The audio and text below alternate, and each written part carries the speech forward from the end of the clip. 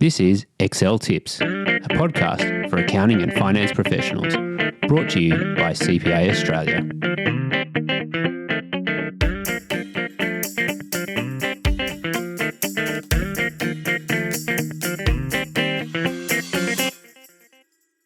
My name is Neale Blackwood, and in this episode, we're going to look at a solution to a problem with dynamic arrays.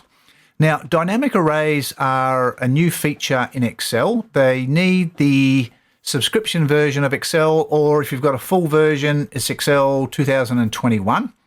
And these formulas, they spill. Now, in terms of terminology, a spill range means it can spill down a column. So you have one formula and that spills down a column. It populates the other cells, but there's no formulas in those cells. The formula is in the top left cell of the range. So they can spill down, they can spill across, so they can spill across a row, and they can spill in two dimensions. Now, it's those two-dimensional ranges that have been the problem in the past when we wanted to sum up the individual columns and the individual rows. What we have as an example in the article are all three types of dynamic arrays. Now, adding up a single column or a single row range is easy, and that works quite well, just using a normal sum function. But when we're trying to add up the individual columns in a two-dimensional spilled range, that's where the problem lies. So in our example, we've got sales values that are going across the columns, and they're all months of the year, and then going down the sheet, and we've got two products. Now, we need the ability to add up the individual months totals as well as the individual row totals for the products. And that's where the problem has been. It's been a bit of an Achilles heel for the dynamic arrays. Now, with the release of the LAMBDA function recently, and I covered the LAMBDA function in last month's podcast and the companion video and the article, the LAMBDA function was released with two other functions called by-col, so B-Y-C-O-L, and by-row, B-Y-R-O-W. So by column, basically, and by row. And those two functions solve the problem. They allow you to access the individual columns in a spilled range and the individual rows within a spilled range. Now, both of those require the LAMBDA function actually to work. And so the structure requires the LAMBDA function bit to be the second argument in each of those functions. So by col and by row. The second argument in those is the LAMBDA function. The first argument is actually the reference to the spilled range. Just a reminder, if you're new to dynamic arrays, to refer to a spilled range and to make it dynamic, you put the hash symbol after the top left cell of the range. So in our situation, it was B14, so it's B14 hash. And that refers to the two-dimensional spilled range. Now, I'm not going to go through all the formulas that were in the article. The companion video did a good job of that, so you can check out the companion video on the In the Black website. There's also some bonus material. I couldn't fit everything into the article, and so there are a couple of bonus custom functions that you can use and you can apply to other files as well. So check out the companion video for that.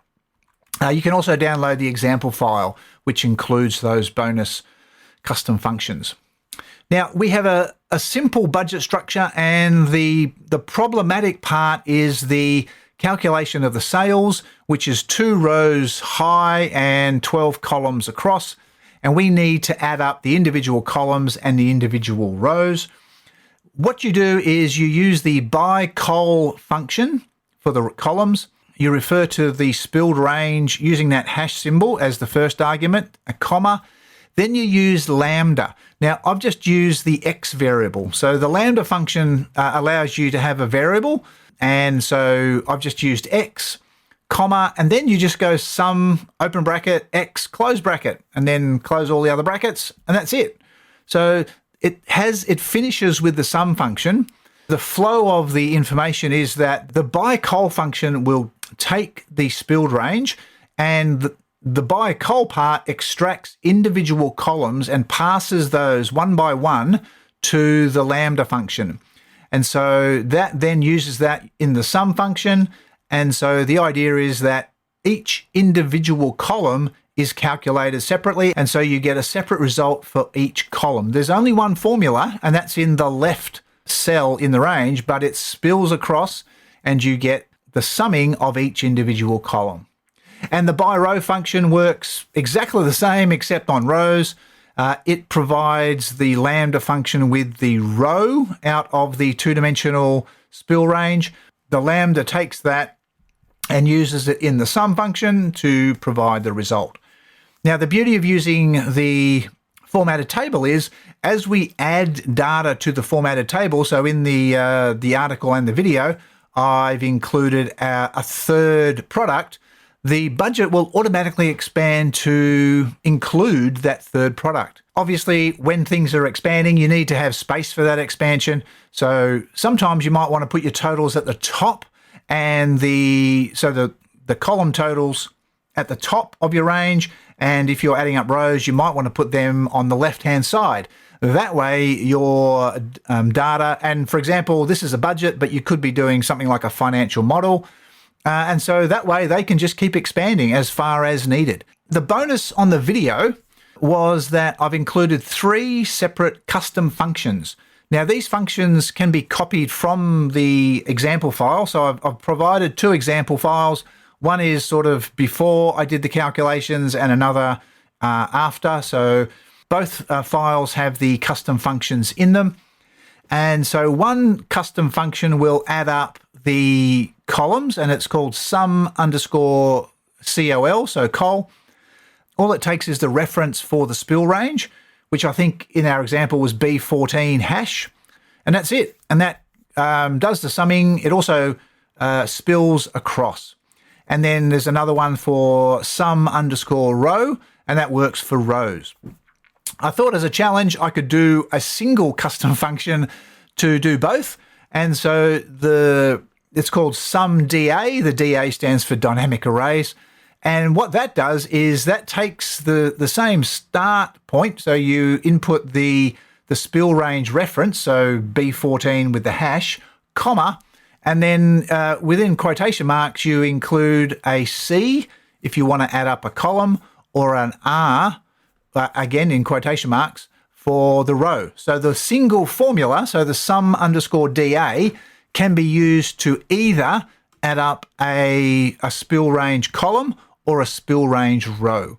So these custom functions can be used in any file. So that's the beauty of them. So you don't need to create them. They're already in these files, and you can just use them to add up your spill ranges.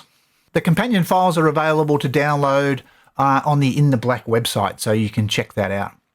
So I hope you found that interesting. Dynamic arrays are very, very powerful. They are the future of Excel's sort of report building, dashboarding. So many other things is so much easier with dynamic arrays. So they are a skill worth learning. Now, you do need, as I mentioned earlier, you do need the subscription version to have access to all of these functions. Microsoft is doing a lot of development in the subscription version. They want you to sort of take up the subscription version rather than the, I'll say, old-fashioned full versions. There are lots of advantages with the subscription version at the moment. Hope you found that useful. Thanks for listening. Thanks for listening to Excel Tips, a CPA Australia podcast. If you've enjoyed this episode, help others discover the show by leaving us a review or sharing this episode with colleagues, clients, or anyone else looking for the best Excel tips and tricks. To find out more about our other podcasts and CPA Australia, check out the show notes for this episode. And we hope you can join us next time for another episode of Excel Tips.